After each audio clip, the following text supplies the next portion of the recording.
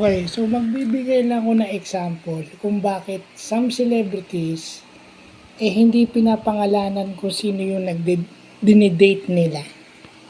So kung maalala nyo si Andrea Brillantes o si Blight, yeah? After after ilang years na single si Blight, okay, si Andrea Brillantes, meron siyang dinidate na matagal niya nang kakilala, yung dating player ng San Beda. Dati raw itong player ng San Beda, so ibig sabihin, varsity ito, matangkad. Na ang pangalan na Sam Fernandez. So dating player daw to. Phil foreigner na player. So nakita ko naman yung picture, may tsura, gwapo, di ba? Tangkad pa. So sabi ni Blight na dating stage pa lang daw sila, nakita. May resibo na nakita silang nagde-date. At may nakakilala na ang pangalan nung guy is Sam Fernandez. Okay. So, nagulat si Blight daw, based dun sa article ng ABS-CBN na pinalabas noong March 10, 2025. I-google nyo. Nagulat si Blight na nagulat siya dun sa mga article o write-up na lumalabas na boyfriend na daw niya itong si Sam, nasa dating stage pa lang daw sila. Well, maaari kasi yung nakita silang magkasama, mag-holding hands, and siyempre sweetness, so ibig sabihin may kiss. May smack yon kasi sobrang sweet. So, siyempre, pag nakitang sobrang sweet, inassume ng tao na sila na. Alam mo naman yung iba, pag sobra, di ba?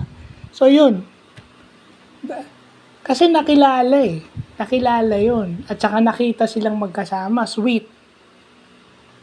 So, inassume na mag-boyfriend na sila. Pero, yun lang ang dinate ni Blight after 2 years. After nilang mag-break ni Richie Rivero, yun lang ang dinate niya. Yun yung sinasabi ko, exclusively dating na siya. Tsaka yung may nakita akong video ng birthday niya, pumunta mismo yung guy.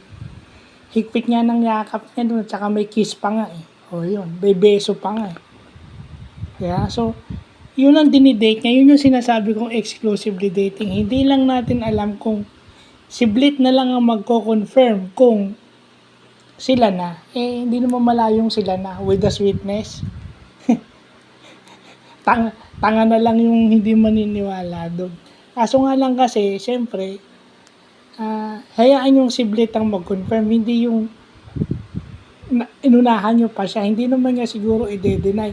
The very reason why some celebrities like Ivana Alawi is hindi pinapangalanan yung mga dinidate. Kasi baka may negative write-up na lumabas na hindi naman nila kino-confirm o hindi naman nila sinabi, inassume lang na boyfriend. Ibig sabihin, hindi naman nagpa-interview si Andrea Tapos bigla na lang sinabing boyfriend or some articles yung word boyfriend.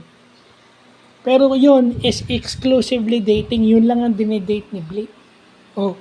Dahil siguro, hindi ko nga alam na-expect ko nga kasama ni Blight yun sa ABS-CBN Ball Pero hindi niya kasama. Kasi siyempre, ng showbiz. Ayaw nung magulo. Kaya siguro hindi niya sinama. Pero pwede naman niyang isama yun. Kasi nung sila pa ni Richie, sinama niya si Richie Kasi sanay, dahil celebrity athlete nga si Richie, di ba? Yung bago niya ngayon, hindi sanay. So, sana maintindihan nyo kung bakit hindi sinasabi ni phenomenal content creator Ivana Alawi yung dinidate niya. Kasi baka may write-up na lumabas na hindi naman niya sinabi. Kung sinasabi nga ni Blight na nagulat siya dun sa write-up na hindi naman daw niya boyfriend, dating pa lang. Yun. So, ibig sabihin, yung mga write-up na yun, kaya nga sinasabi, keep it private hanggat maaari, hindi pinapakita para walang skandalo, walang intriga.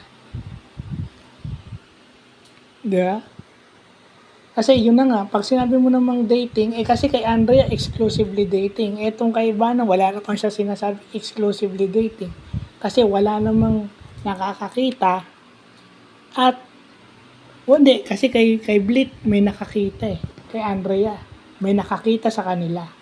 Tapos, lumabas sa social media. Ito kay Ivana, wala.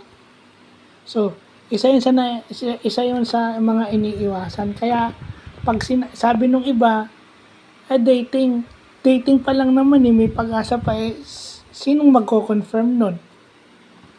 Sino magko-confirm nun? Si Ivana mismo.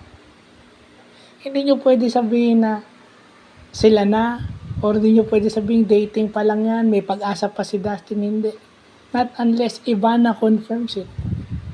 Kasi yung write-up, iniiwasan kasi yung write-up o yung negative publicity. So, yun lang po.